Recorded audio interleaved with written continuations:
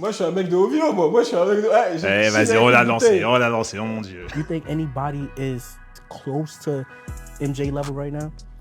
Close to MJ level? On a global scale? Yeah. You mean as far as like the passion and love that they have for him, or an accomplishment level? Accomplishment level is Drake.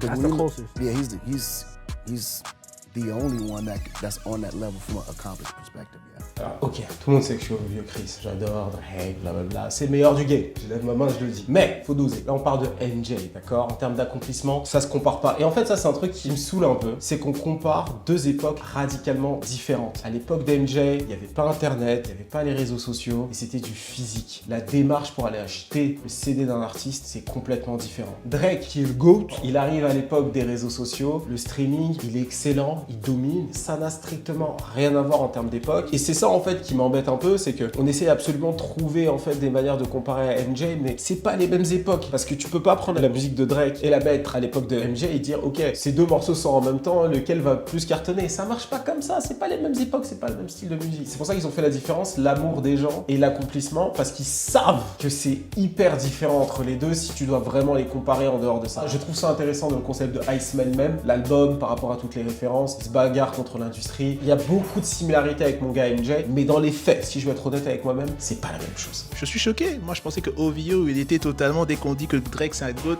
il accepte. Moi, je pensais que t'étais le genre de gars qui faisait chin sur Burning Bridges avec la télé. Non mais oui, effectivement, j'ai chin avec eux. Moi, je suis dans OVO, moi. Moi, je suis un mec de OVO, moi. Moi, je suis un mec de... Ah, Eh, vas-y, on l'a lancé, oh mon Dieu.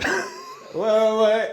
Moi, je suis OVO, moi. Qu'est-ce qu'il y a? Y a rien, frère. Ouais. OVO Chris est né d'un besoin, justement, d'objectivité. Quand vous dites qu'OVO Chris, il est pas objectif, il est objectif et il a eu raison depuis le début. Donc, dans mon objectivité, je considère que cette comparaison n'est pas valable. C'est vrai que les gens ne se rendent pas compte que MJ il est plus connu que le pain. Il est plus connu que le t-shirt. Crazy. Non, arrêtez ces comparaisons.